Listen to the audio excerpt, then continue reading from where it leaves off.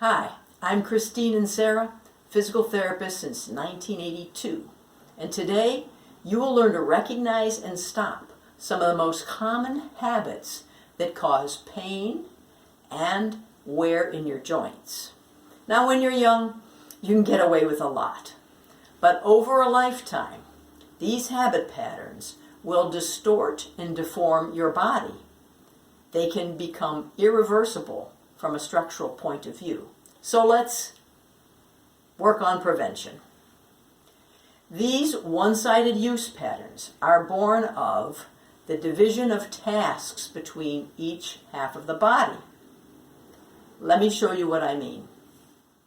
So, a right-handed person would use their hand for manipulating objects, such as the keys, a pen. They would also use the power in their hand to squeeze or grip things, manipulate tools, and in doing so, they will probably do a little compression as they're hammering or sawing. The left hand will do the stabilizing of objects you're working on, whether it's the paper you're writing on or a piece of wood that you're sawing, and it does a job of guiding with a higher degree of sensitivity in the fingertips. So there you see how the two sides have different jobs and different specialties. Now for the legs, we always have an action leg. The leg that wants to step up the step. The leg that wants to kick the ball. The leg that wants to swing over the bicycle seat. The other leg is the stabilizing or balance leg that helps the right side do its actions. The overall effect is that you have a more compressing side, the power side, and a more elongating side for the balance and stability side. And that can create what we call a functional scoliosis over time. So there's a tip that starts out small, and as you age, the habit pattern gets stronger. As you lose strength and get shorter, you can end up with what looks like a real deformity. And this creates excessive compression in the neck, in the back, in the hip, in the knee, in the ankle, and can cause problems in the joints. So let's work on prevention. So the first and most distorting habit is also one of the hardest to break, and that's crossing one's legs. Why do we do it? Well, I have a couple of theories. The first reason, I think, is that most people have a sense that they're more secure. But it's also a clamping and compressing motion. So I think that actually it isn't really creating true security.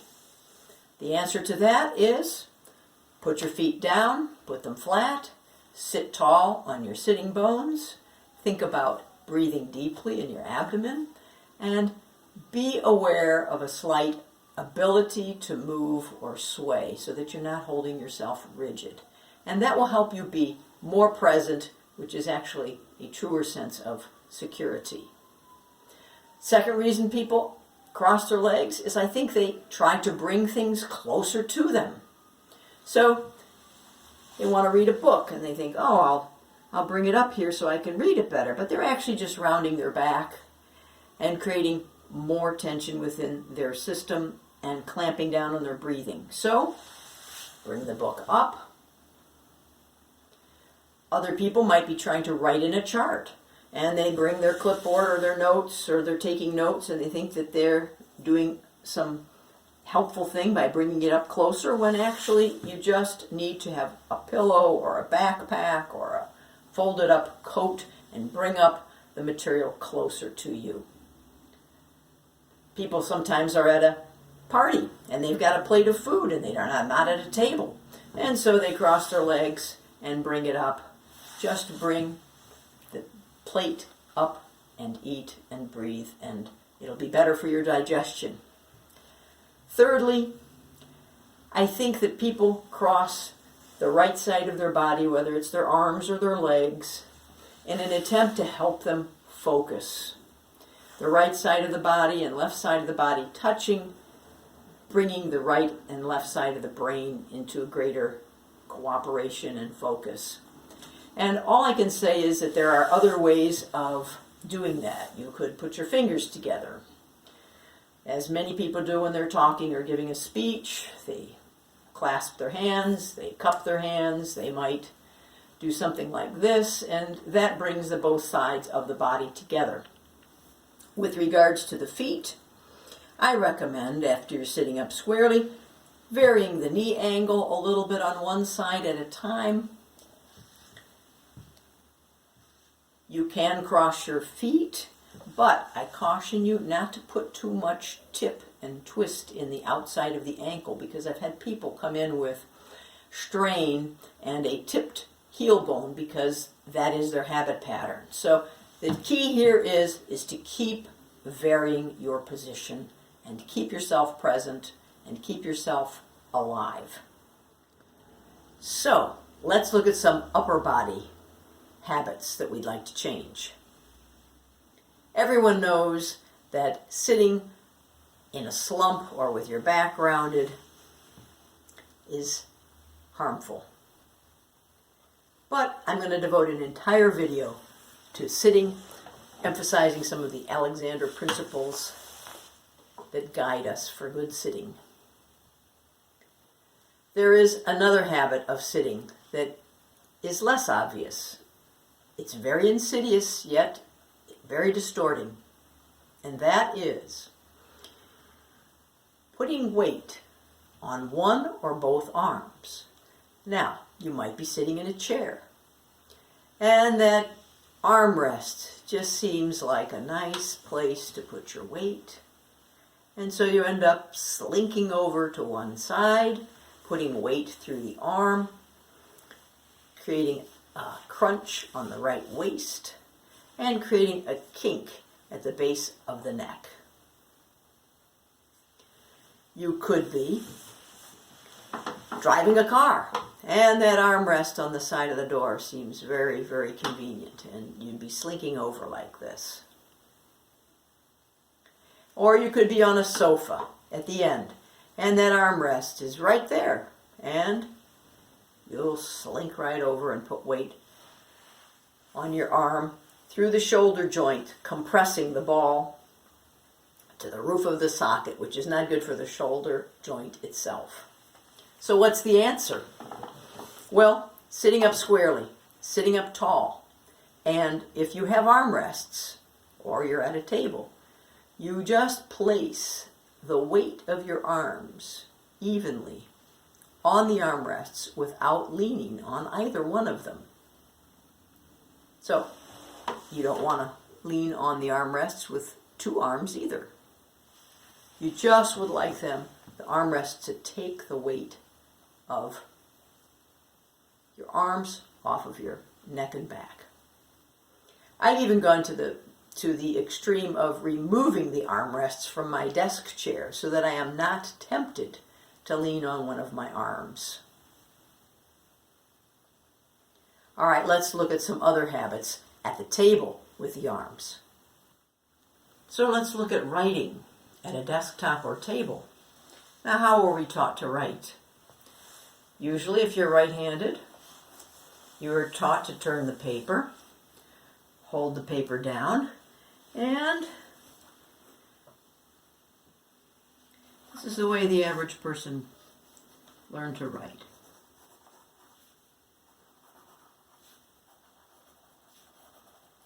Putting weight through the left arm, using the right pen. And to add insult to injury, and most people like to cross the leg. This is what I see at my intake table all the time when people are filling out forms. They cross their left leg, they lean down like this, and they are filling out their paper all in a twist. How can that be good for the neck? How can this be good for the back? How can this be good for the shoulder? So what's the answer? You can still put your paper on a slant, but you just rest your arm holding the paper slightly without leaning on the elbow. And you write, looking down, And if that is a strain, you might use a clipboard and a book and make it slightly elevated at a tip. What if you're at a dining table? Most people eat, they lean on their left arm and they shovel it in, leaning over the plate with the other hand. Again, shifting weight over to one side, putting weight on the shoulder, not good for the neck or the shoulder or the back. Then even when you're done, people will be conversing and they will be like this, with weight coming forward on the arms, going through the shoulder, hunching up the neck, and rounding the back. So, again, the answer is to just use the table as a resting place for the weight of the arms, and do whatever you need to do. Lean forward. You can lean forward to talk to somebody without actually putting weight through the shoulders. What about reading at a table? Most people are straining their neck like this. Again, you can rest the edge of the book and the edge of your hands and hold it lightly, and that should do it. If it doesn't, you could put it up on a stack of books, but this is a better position without the weight on the arms, because people will do things like this. So I just want to show you what it looks like from the back, the configuration of leaning on an elbow, and in the beginning at least crossing one's leg, and writing. Again, the compression of the rib cage here, the strain on the left lumbar, the kink at the neck, the elevated shoulder and compression. Still, even without the legs crossed, not great in the upper quadrant of the body.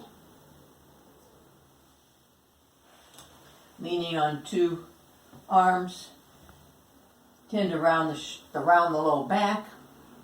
So again, the solution is to just take the weight of the arms on the table, keep the back arched, tip forward, do whatever you're doing,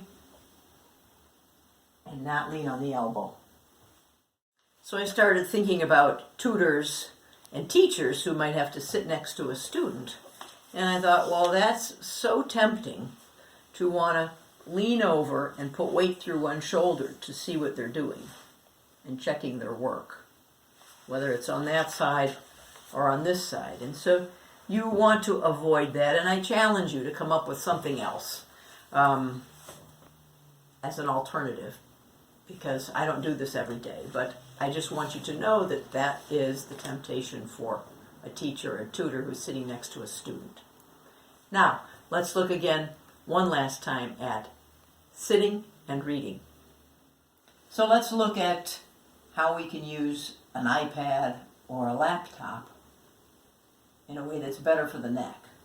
So the rookie mistake is always reading a book, an iPad, with it flat.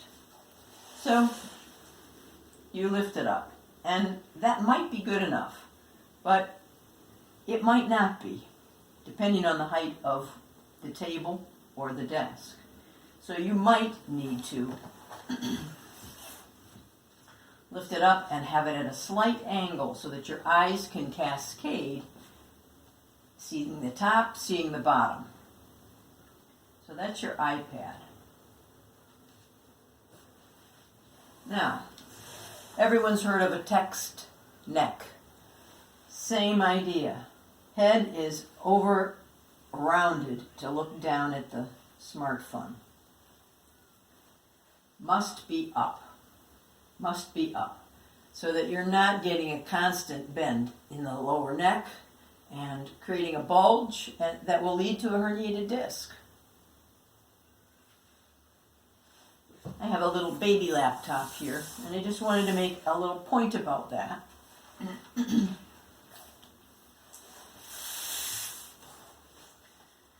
I was working with someone who was on Zoom because we're in our COVID period of sheltering, and was developing neck and upper back pain after long Zoom sessions. And I looked at the setup, and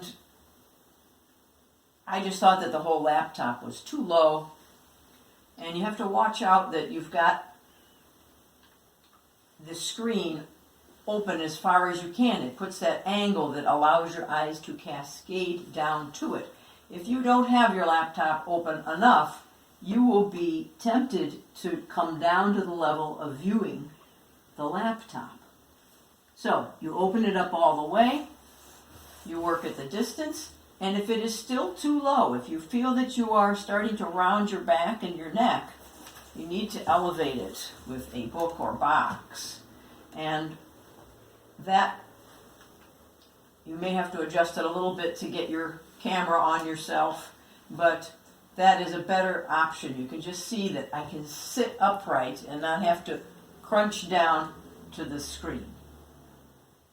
So for many of you, this next point is not relevant because you use an earpiece or a phone headset, but there are times when people might be tempted to put the phone between their ear and their shoulder, and I cannot tell you how bad that is for your neck alignment. So you can see in a pinch that's really an acute angle on the neck. My suggestion, hit speakerphone and just hold the phone closer to you, and you've still got one hand free to do something if you need it. Another small but important point is that it is not good on the neck and your neck alignment for you to put weight on your hand via your head.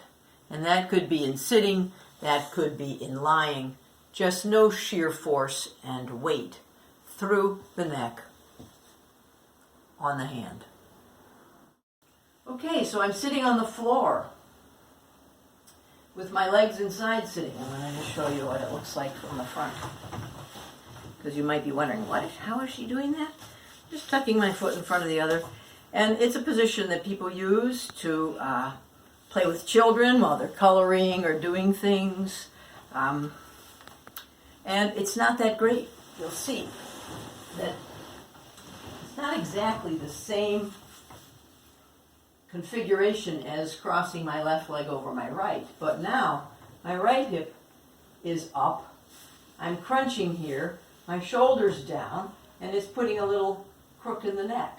So this, even though it's the opposite pattern for the pelvis, is overstretching this hip, and it's creating a crunch down here on the right. So it's doing all the things that we don't want it to do. Some people think, well, they can't get on their knees in the garden like they used to, so they sit and they do things like this. And everybody has a favorite hip. It is not as comfortable for as long for me to be on the opposite side. Okay? But if you have to do it for brief periods of time, let's say you're wrangling something and it's just a few minutes, you can switch sides. But I would avoid being in this position. And if you have to, let's say you've got grandchildren, I would spend 5 minutes on one side, 5 minutes on the other. And the answer to fixing this, to make it less of an acute strain, is to sit on something that, now look at how I can actually sit up without my back being rounded. I've got more play here. There's more play in the hip joints. And I am not as tipped and crunched to one side. So if I would have to do it, I would spend 5 minutes on one side, 5 minutes on the other, and say, okay, I'm done. Now, speaking of sitting on the floor, a lot of people meditate and they sit cross-legged, and you'll see that it is very difficult to keep the back straight. I mean, I can do it, meaning arched in right here, but it's barely arching, and you don't want to spend that much energy holding yourself up when you're doing anything in this position. So the answer is to buy yourself a meditation tuffet, or get something that I've made like this with several Afghans, and get yourself up a little higher, And now look at how much play I have. I can really keep the back arched, and it's not work to keep it up. I've got my hips elevated, my pelvis elevated higher than my knee and thigh. So it's actually better on the hip joint itself. Now the only thing you might not feel comfortable with is your ankles. So if your ankles are unhappy, bring it up a little higher. If you've got a little early hip issue, this may not be high enough. You may need to come up just a little more so that this thigh bone is not mashing up into the socket rim. All right, I've had other people say to me that, this is how I watch television. I sit up against the couch with my legs out straight. And you may not be able to see me completely, but this creates a rounding. Anytime the hamstrings are unstretched, it makes you round the back. So this is not a good position. Look what it does. It makes my whole body drop in the front. So you could sit on a little tuffet, but here's a real easy solution. You take a pillow and you put it under your knees, and you put your knees in a slight bend and turn outward. And now, look, I've got less of a rounding tendency, and if I sat up against the back of the sofa, I could probably do a pretty good job for a while. It may not be as ideal as I would say a recliner would be, with a little lumbar support in the recliner, but if this is a big family and everybody's got to find a spot, and your spot is on the floor against the couch, this is how to make it work. Now, there are people that I've seen who have neck and back problems and pain, and I've asked them how they watch television, and they say, oh, well, I lay on my sofa. And I said, show me. So this is how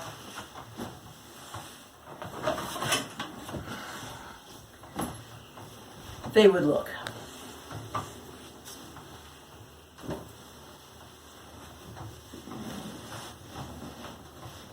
Or they might have another pillow propped up like this. And I'll do it from the other side so you can just see the acute angle that my back and neck are put on.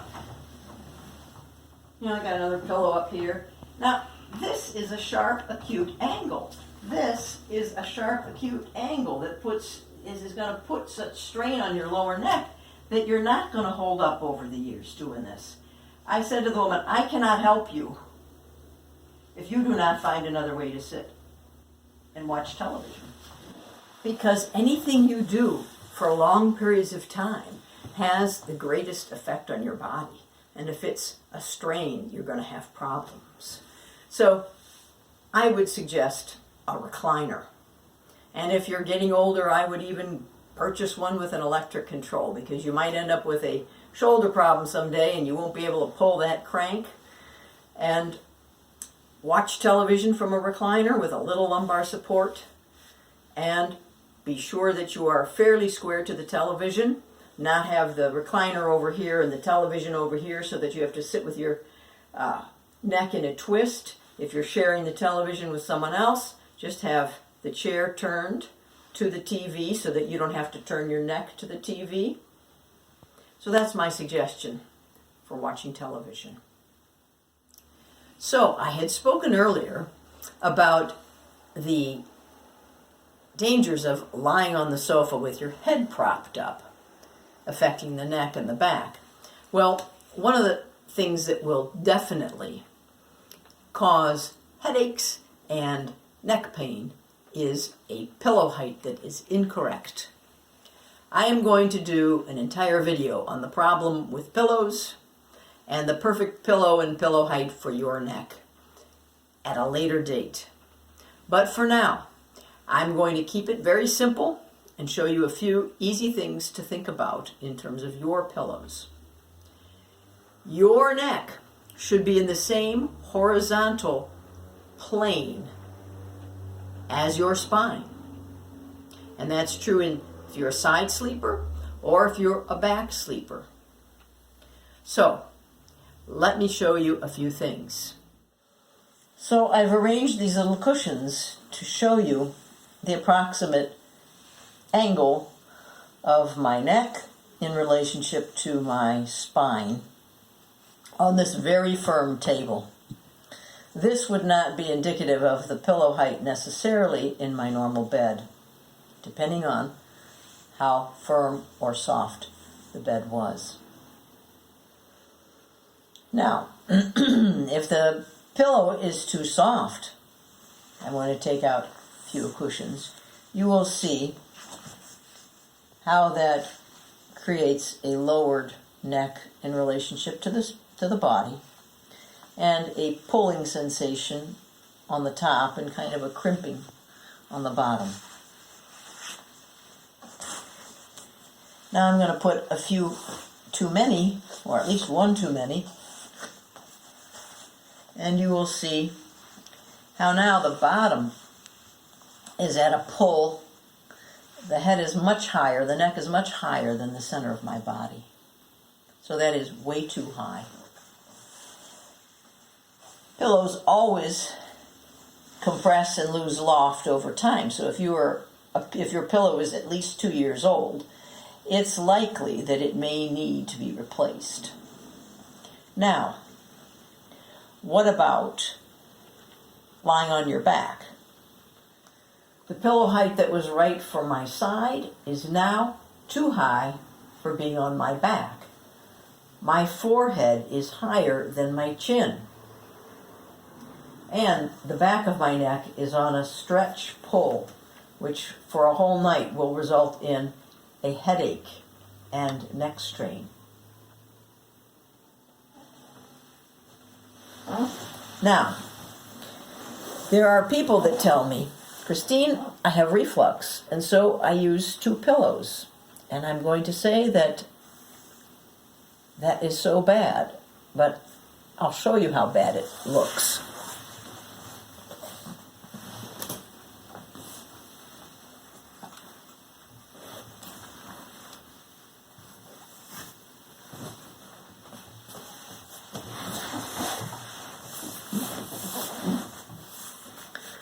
Way too high, a neck ache ready to happen.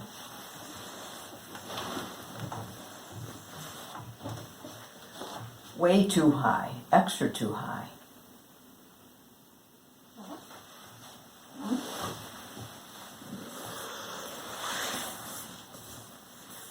Now, if your pillow has lost loft and you're not going to replace it immediately, or let's say you're in a hotel and the pillow height is wrong, you may be able to fold up a towel and get a little extra height underneath the pillow. So, here's to your comfortable sleeping. Let's talk about carrying stuff. The main point I want to make is that you do not want to feed the natural tendency to crunch on one side and elongate on the other when carrying things, or any time for that matter. If you are unaware of what you're doing, you are automatically going to feed and strengthen that pattern. I'm first going to show you what you can do to deal with the pattern, even if you aren't doing anything like leaning on your arms or crossing your legs or carrying anything. Let's just say you feel yourself slumping to the right. Usually the hips go to the left to compensate. So instead of jacking the shoulder up, you think of softening the ribs on this side of the left side so they don't stick out. And what will happen is you will think of elongating the rib cage on the right, and you can think about being tall from your right foot upward, and the pelvis comes more to center. So that's how you deal with it if you feel it beginning to happen, no matter what the situation. Now, what if you're carrying a purse? Or a man bag? Or a laptop with a strap? Or a briefcase with a strap? I can guarantee you that the minute you put a strap on your shoulder, you will jack up your shoulder and tip to the other side, because if you were using your left hand to use the keys or something, your bag would slip off. So we're manipulating keys with the right hand. We jack this up so that the shoulder doesn't fall off, and we've fed the pattern. So, what do I recommend? If you absolutely have to carry something on your shoulder, you want to think of that, dropping the rib cage, lowering, elongating here, and perhaps even holding the bag so that it doesn't slip off. You also could have the option to carry a bag by its handle instead of on the shoulder. The other option is to go crossways with the strap. If you put it next to you, you are going to have it bumping against you every time you take a step. So I recommend bringing it in front, a little to the side, and this way for your personal property, it's more secure. And if it had to be heavy on a given day, you could even support it with your hands underneath so that the pressure is off your neck via the strap.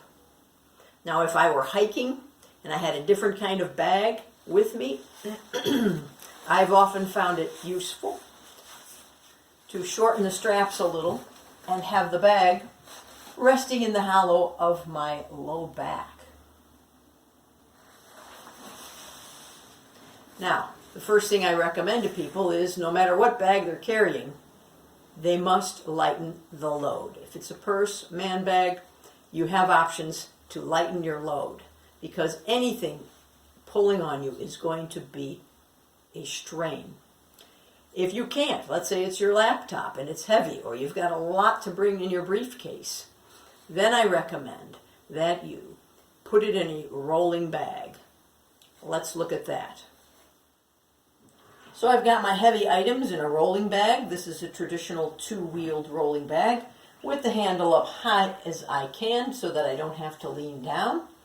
And the problem with this kind of a bag is that it drags your shoulder into a twist backwards and sometimes down. So you try to avoid letting it drag you down and alternate sides so that you're not always in the same twist.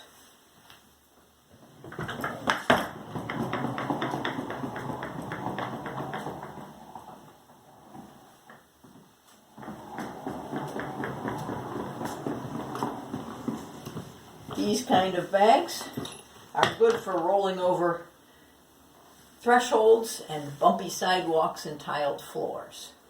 For smoother surfaces, I would say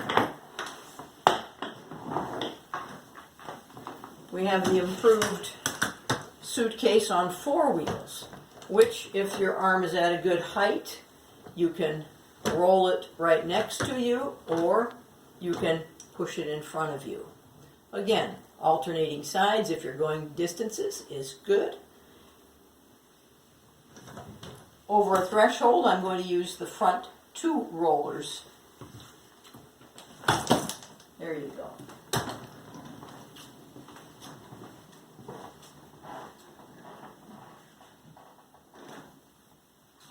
Or you can push it like this. And again, on a bump, using the 2 wheels. All right, how about carrying groceries? First thing, 2 light bags are better than 1 heavy one. So if you can balance your load with 2 light bags, you can keep your shoulders from crunching on one side. If the bag is heavy, here's my suggestion. You haul it up, grab it, either like this or like this. I like this a little better. You've got the weight grabbed by the hands, and that you push a little into your abdomen to carry the weight. Sometimes I even take the edge, if this were a box or a bag, and I kind of rest it on the pelvic brim so that it helps take the weight off of the shoulders being pulled down. That might also be true of a bucket.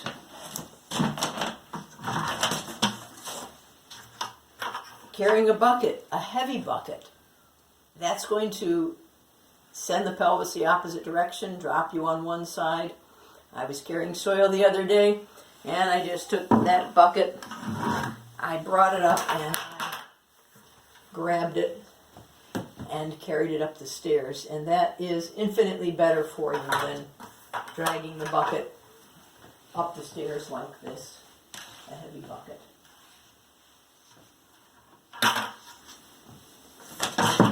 Same thing with a briefcase.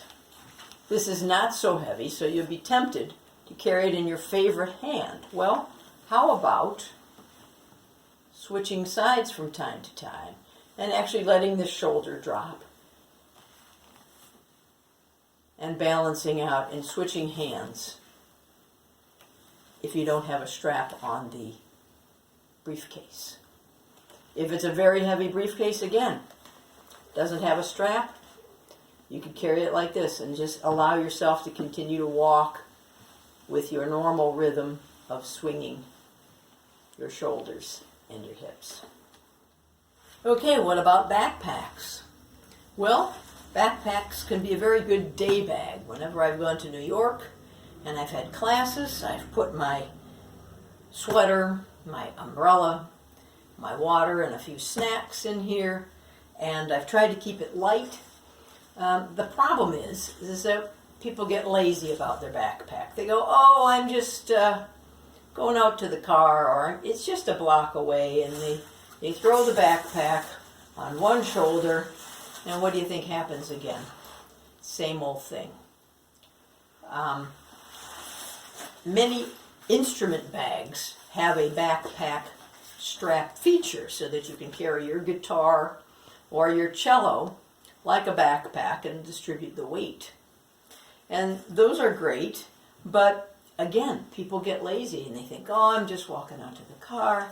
And so I had a student who brought her cello to me, and she said she was having a lot of neck issues. And with that heavy cello on one shoulder, I just said, you know, if you did one thing, it would be to always be sure to put both straps on when you're wearing your instrument bag. Now, I like, again, the weight of the backpack to be in the small of my back. So I would adjust the straps accordingly. And if you want it to be a little lazy and you're just walking out to your car, then one reasonable option is just to take the handle and carry it like a bag. Okay, so that's backpacks. Addendum to backpacks. I know there are a lot of students that carry their laptops around with them. And I think that the rolling bag is a better choice, quite frankly. I have taken a very small laptop with me when I went to New York, and I couldn't walk with it more than an hour without the weight of it really straining my back and neck. So if it's a short distance, maybe. If it's an hour of walking with a backpack, rolling bag is my suggestion. Okay, let's look at some bad habits of the lower body that affect the back, the hips, the knees, and the feet. The first thing I want to show you is the tendency people have to let their pelvis sink forward, lock their knees, and very often then people brace themselves like this. And you can see that my chest is collapsed. And if you look at the top of my head as I fix this, you'll see me get taller. I'm moving my pelvis back a little bit more toward the heels. And that signals my knees to unlock. And I don't mean that you have to bend the knees and walk around thinking you have to have your knees in a true bend. It's just a simple matter of here's locked, here's unlocked. And the knees are free and easy to move, and you don't have to unlock them to take a move in any other direction. Okay, again, watch my head. See me sink and collapse. So by coming back up over my skeleton, over the heels, I'm actually engaging with the ground and becoming taller and less compressed. Now, second bad habit, standing on one leg. If people go this far, they collapse as well, but they lock the knee, the pelvis goes off to the side, the hip is stretched, overstretched, the ligaments, the tendons, and the hip joint is not quite in the center of the socket. So we have hip joint problems there. Any parent or animal lover might recognize the tendency to grab a child and put them on the hip and go about their business. And this just causes a great distortion with the repetition over time. Okay? So try to be more square on both feet, unlock the knees, and catch yourself if you're finding yourself standing without weight much on one leg. Come more squarely. Unlock the knees. Now, I mentioned the locking of the knees. It is something that I see people do all the time. They come in and have one leg more hyperextended than the other. And that will lead to degeneration in the rear part of the knee. And so this is what it would look like. I'm going to show you on the skeleton what it would look like. But it's hard to catch yourself when you bend like this and not let one knee go backward. Reaching over a bed, again, it's harder to keep the knees a little bent when the knees are bumping up against the bed, so you have to watch it if you're reaching across the bed to have a little bend in the back and a little bend in the knees. Okay, I'm going to show you on the skeleton now. Okay, so you've got your femur, the upper bone of the knee joint, your tibia, the lower bone of the knee joint. You've got your discs or meniscus. And when you overextend your knee, the bone overstretches the ligaments back here, the muscles back here, and over a lifetime of doing this, you can get a tear in the joint capsule, and the joint fluid actually leaks out and causes a little fluid-filled cyst called a Baker's cyst. So again, not a helpful thing. And when the knee hyperextends, it also starts to affect the hip joint. I've had people come in for hip pain and seen that the hip side has a hyperextended knee. Now, I want to show you the arch lowering. And I'll actually go on a little angle, I think. So what people will do is they will allow the weight to go forward and inward on their foot and take more weight on their big toe, and that lowers the arch. So again, leaning forward and in allows the weight to go through the big toe and the arch lowers. Now what also happens is, and I'll show you from this point of view, here's the arches up. Now the arch is going to lower. What happens is the lower leg rotates, the upper leg rotates, and the hip joint gets pulled forward and the whole leg turns in.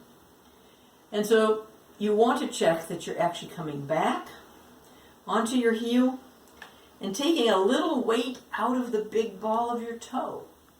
And that will help you keep your arches a little bit more elevated. But there is the habit of wanting to lean down and in on one foot.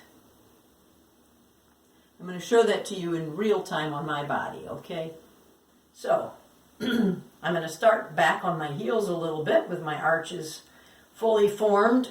And now I'm going to lower my weight down to the big ball of my foot, and you'll see my arch lower as well as my whole leg turn in.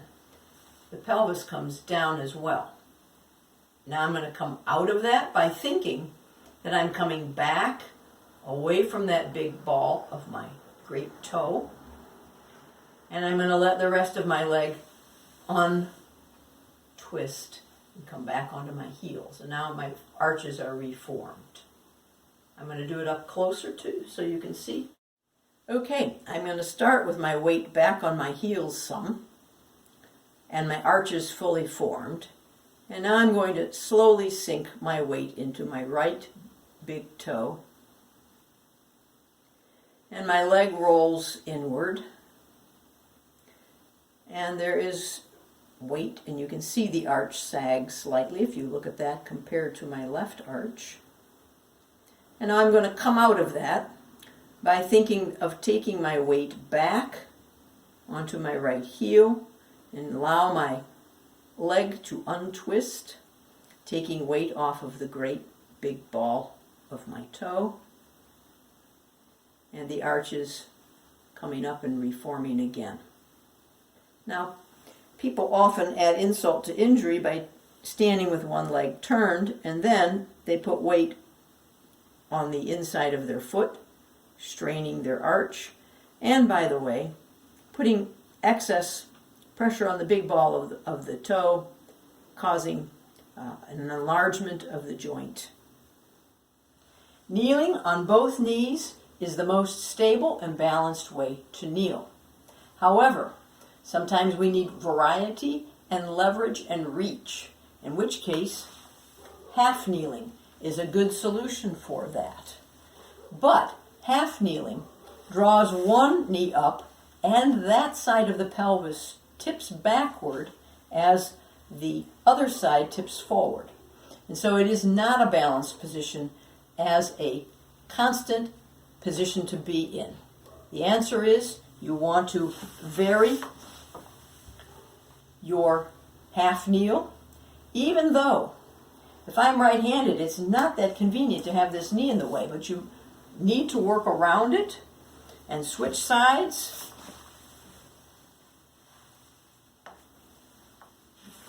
Now, some people have a knee they don't like to kneel on. Well, you may just have to do your pelvis balancing exercise after you kneel.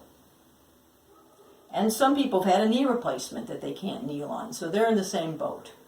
But if you can alternate sides, it is better for your pelvis because when you get up, the pelvis just doesn't undo itself. You have to correct it or be using it in a balanced way along the way. So there you have it.